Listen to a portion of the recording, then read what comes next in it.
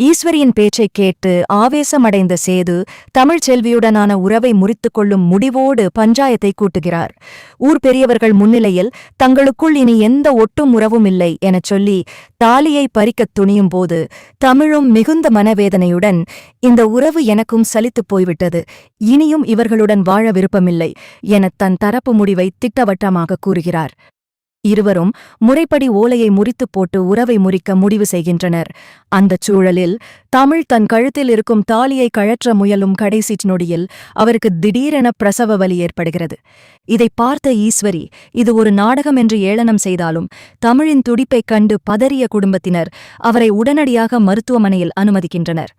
பஞ்சாயத்து முடிந்ததால் அங்கு வரத் தயங்கிய சேதுவை அப்பத்தா வற்புறுத்தி மருத்துவமனைக்கு அழைத்துச் செல்கிறார். அங்கு தமிழுக்கு அழகான ஒரு ஆண் குழந்தையும் ஒரு பெண் குழந்தையும் பிறக்கின்றன. தொடக்கத்தில் பிடிவாதமாக வெளியே நின்ற சேது குழந்தைகள் பிறந்த செய்தியை கேட்டு தன் பாசத்தை கட்டுப்படுத்த முடியாமல் உள்ளே ஓடி வருகிறார். தன் பிஞ்சு குழந்தைகளை கையில் ஏந்தியதும் அதுவரை இருந்த கோபமெல்லாம் மறைந்து கண்கலங்கியபடி அவர்களை கொஞ்சி மகிழ்கிறார்.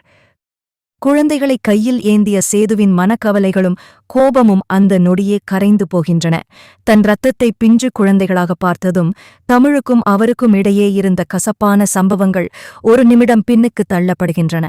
இதைக் கண்ட அப்பத்தா, என்னதான் இருந்தாலும் இது உன் இரத்தம் சேது, இந்த பிள்ளைகளுக்காகவாவது நீ இறங்கி வரணும் என்று நெகிழ்ச்சியோடு கூறுகிறார். அடுத்த சில நிமிடங்களில் மயக்கம் தெளிந்த தமிழ் தன் குழந்தைகளை பார்க்கத் துடிக்கிறார். நர்ஸ்கள் குழந்தைகளை தமிழிடம் கொண்டு செல்ல முற்படும்போது சேதுவின் கையில் பிள்ளைகள் இருப்பதை பார்த்து தமிழ் அதிர்ச்சியடைகிறார். எந்த உறவும் இல்லைன்னு ஓலைய முறிச்சு போட்ட கையால என் பிள்ளைகளை தொடாதீங்க என்று ஆவேசமாக தமிழ் சொல்ல சேது மௌனமாக அங்கிருந்து நகர்கிறார். மருத்துவமனையிலிருந்து டிஸ்சார்ஜ் ஆகும் நேரம் வந்ததும் குழந்தைகளை தன் வீட்டுக்கு, ராஜாங்கம் வீட்டுக்கு அழைத்துச் செல்ல வேண்டும் என சேதுவின் குடும்பத்தினர் விரும்புகின்றனர். ஆனால் தாலியை பிடுங்கி எரியத் துணிந்த இடத்திற்கு தன் பிள்ளைகள் வரமாட்டார்கள் என தமிழின் பெற்றோர் உறுதியாக மறுக்கின்றனர். மறுபுறம் ஈஸ்வரி இந்த திருப்பத்தைக் கண்டு எரிச்சலடைகிறார். குழந்தைகள் பிறந்ததால் சேது மனம் மாறிவிடுவானோ என்ற பயத்தில் குழந்தைகள் வேண்டுமானால் அங்கே இருக்கட்டும், அந்த தமிழ் இங்கே வரக்கூடாது என புது பிரச்சனையை ஆரம்பிக்கிறார். இப்படி பிள்ளைகளின் பிறப்பு பிரிந்து போக நினைத்த இரண்டு குடும்பங்களுக்கு இடையே ஒரு புதிய போராட்டத்தையும் அதே சமயம் ஒரு மெல்லிய பாசப் பிணைப்பையும் உருவாக்கியுள்ளது. இனி சேது பிள்ளைகளுக்காக தமிழை தேடிப் போவாரா அல்லது ஈஸ்வரியின் பேச்சைக் கேட்டு பிடிவாதமாக இருப்பாரா என்பதே அடுத்த கட்ட நகர்வு. குழந்தைகளை தூக்கியிருந்த சேதுவின் கைகள் ஒரு நிமிடம் நடுங்குகின்றன. அந்த பிஞ்சு முகங்களை பார்த்த பிறகு பஞ்சாயத்தில் தான் காட்டிய ஆவேசம் அவனுக்கே ஒரு தர்ம சங்கடத்தை உருவாக்குகிறது. ஆனால் தமிழ் இன்னும் பிடிவாதமாகவே இருக்கிறாள். என் பிள்ளைகளுக்கு அப்பா என்ற அடையாளம் மட்டும் போதும், ஆனா அந்த அப்பா என் வாழ்க்கைக்கு தேவையில்லை என்று அவள் உறுதியாகச் சொல்வது சேதுவை நிலைகுலையச் செய்கிறது. மருத்துவமனையில் இருந்து டிஸ்சார்ஜ் ஆகும் நாளில் ராஜாங்கம் ஐயா ஓடிவந்து, சேது, பிள்ளைகளை நம்ம வீட்டுக்கு கூட்டிட்டு போகணும்யா, அது நம்ம வாரிசு என்கிறார். ஆனால் தமிழின் அப்பா செல்லப்பாண்டி குறுக்கிட்டு, ஊர் முன்னாடி ஓலையை முறிச்சு போட்டாச்சு, தாலிய பறிக்க துணிஞ்சாச்சு, இனிமே அவளுக்கும் உங்களுக்கும் எந்த சம்பந்தமும் இல்ல, என் பொண்ணும் என் பேரப்பிள்ளைகளும் என் வீட்டுக்குத்தான் வருவாங்க அப்படின்னு கையை பிடித்து தடுத்து விடுகிறார். இந்தச் சூழலை தனக்கு சாதகமாக்கிக் கொள்ள துடிக்கும் ஈஸ்வரி, பாத்தீங்களா மாமா, அவங்க திமிர பாத்தீங்களா, பிள்ளைகளை வச்சு அவங்க நம்மள மிரட்டுறாங்க, சேது நீ கவலைப்படாத, உனக்கு வேற ஒரு நல்ல இடத்துல கல்யாணம் பண்ணி வைப்போம் என்று தூபம் போடுகிறாள். ஆனால் சேது இப்போது எதையும் கேட்கும் நிலையில் இல்லை. அவன் கண்கள் மீண்டும் மீண்டும் அந்த குழந்தைகளையே தேடுகின்றன. வீட்டுக்கு வந்த பிறகு சேதுவுக்கு எதிலும் ஓடவில்லை. தமிழின் திமிரை பற்றி யோசித்தவன் இப்போது அவள் துணிச்சலை பற்றி யோசிக்கத் தொடங்குகிறான்.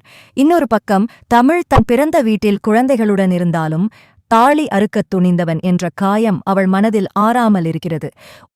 ஊர் பஞ்சாயத்தில் முறிக்கப்பட்ட ஓலை இப்போது இரண்டு உயிர்களால் மீண்டும் இணையுமா அல்லது ஈஸ்வரியின் சதியால் இந்த இடைவெளி நிரந்தரமாகுமா என்பதுதான் அடுத்த கட்ட பரபரப்பு. சேது ரகசியமாக தன் குழந்தைகளை பார்க்க தமிழின் வீட்டுக்குச் செல்வாரா? அங்கிருந்துதான் அடுத்த திருப்பம் தொடங்குகிறது. குழந்தைகளுடன் தன் வீட்டுக்குச் சென்ற தமிழ் அவர்களை பார்க்கும் போதெல்லாம் சேதுவின் நினைவும் அவர் பஞ்சாயத்தில் நடந்து கொண்ட விதமுமே மனக்கண்ணில் வந்து போவதால் பெரும் போராட்டத்திற்கு உள்ளாகிறாள். ஒரு தாயாக குழந்தைகளின் எதிர்காலத்தை நினைத்து வருந்தினாலும் ஒரு பெண்ணாக தன் தன்மானம் சிதைக்கப்பட்டதை அவளால் ஏற்க முடியவில்லை. இங்கே சேதுவின் வீட்டில் ஈஸ்வரி அடுத்த கட்ட வேலையை தொடங்குகிறாள். சேது, அந்த பிள்ளைகளை மட்டும் எப்படியாவது சட்டப்படி மீட்டு எடுத்துட்டு வந்துடலாம். அவ எதுக்கு என ராஜாங்கத்திடம் ஆலோசனை கூறுகிறாள். ஆனால் ராஜாங்கம் முதன்முறையாக ஈஸ்வரியை சத்தமாக அடக்குகிறார். பெத்த தாயை விட்டுட்டு பிள்ளைகளை மட்டும் பிரிக்கிறது என்ன நியாயம்? எல்லாம் உன்னால வந்த வினைதான் எனச் சாடுகிறார். யாருமே எதிர்பார்க்காத வேளையில் அன்று இரவு சேது யாருக்கும் தெரியாமல் தமிழின் வீட்டுக்குச் செல்கிறார். ஜன்னல் வழியாக தமிழ் குழந்தைகளை தூங்க வைப்பதை பார்த்து தேம்பி அழுகிறார். அந்தச் சமயம் வெளியே வந்த செல்லப்பாண்டி சேதுவை பார்த்துவிட்டு ஆவேசமடைகிறார். இங்க எதுக்கு வந்த? ஓலைய முறிச்சு போட்டாச்சுல்ல, இனிமே இங்க உனக்கு என்ன வேலை என விரட்டுகிறார். அந்தச் சத்தம் கேட்டு தமிழ் வெளியே வருகிறாள். சேதுவின் கண்களில் இருக்கும் கண்ணீரை பார்த்தாலும் அவள் மனம் இறங்கவில்லை. இந்த கண்ணீருக்கு பஞ்சாயத்திலேயே வேலை இருக்கணும், இப்போ இது வெறும் நடிப்பு என முகத்தில் அடித்தாற்போல் கூறி கதவைச் சாத்துகிறாள். வீடு திரும்பும் சேது தன் அறையில் இருந்த தமிழின் உடைமைகளை பார்த்து உருகுகிறார்.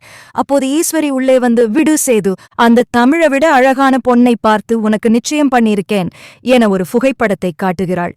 கோபத்தின் உச்சத்துக்கே சென்ற சேது அந்த புகைப்படத்தை வாங்கி துண்டு துண்டாக கிழித்து எறிகிறார். இனி என் வாழ்க்கையில தமிழும் என் பிள்ளைகளும் மட்டும்தான், அவங்க இல்லாம வேற யாரையும் நினைக்க மாட்டேன் என உறுதியாகச் சொல்கிறார். சேதுவின் இந்த அதிரடி மாற்றம் ஈஸ்வரியை அதிர்ச்சியில் ஆழ்த்துகிறது. பிரிய நினைத்தவர்களை பிள்ளைகள் ஒன்று சேர்ப்பார்களா அல்லது தமிழின் வைராக்கியம் வெல்லுமா என்பது இனிவரும் காட்சிகளில் தெரியும். சேதுவின் இந்த அதிரடி மாற்றத்தைக் கண்டு ஈஸ்வரி ஒரு நிமிடம் ஸ்தம்பித்துப் போகிறாள். தமிழை என் வாழ்க்கையிலிருந்து தூக்கி எறிய போறேன்னு சொன்ன அதே வாயால இப்போ அவதான் வேணும்னு சொல்றியே சேது, இது நியாயமா என்று அவள் கத்த, அப்போ நான் எடுத்தது அவசர முடிவு, இப்போ என் பிள்ளைகளை பார்த்த பிறகு எடுத்திருக்கிறது சரியான முடிவு என்று கூறிவிட்டு சேது அங்கிருந்து கிளம்புகிறான். மறுநாள் காலை சேது நேராக தமிழின் வீட்டுக்குச் செல்கிறான். இம்முறை ஒளிந்து பார்க்காமல் தைரியமாக வாசலில் போய் நிற்கிறான். செல்லப்பாண்டி மீண்டும் சண்டைக்கு வர, மாமா, நான் பேசுறது தமிழுக்காக இல்ல, என் பிள்ளைகளுக்காக, அவங்கள ஒருமுறை பார்க்கணும் அப்படின்னு கெஞ்சுகிறான். சத்தம் கேட்டு வெளியே வந்த தமிழ், பிள்ளைகளை பார்க்க உங்களுக்கு உரிமை இருக்கு, ஆனா இந்த வீட்டுக்குள்ள வர உங்களுக்கு தகுதி இல்லை என்று சொல்லி குழந்தைகளை வாசலுக்கே தூக்கி வருகிறாள். குழந்தைகளை பார்த்ததும் சேதுவின் முகம் மலர்கிறது.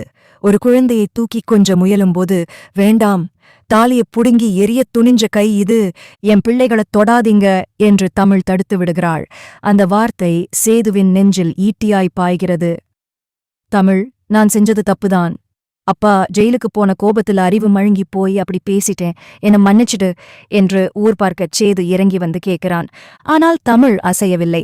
மன்னிப்பு கேட்கறது இவ்வளவு சுலபமா போச்சு, ஆனா அந்த பஞ்சாயத்துல நான் பட்ட அவமானம், என் பெத்தவங்க குனிஞ்ச தலை, இதெல்லாம் இந்த ஒரு வார்த்தையில சரியாயிடுமா என்று கேட்டுவிட்டு உள்ளே சென்று விடுகிறாள்.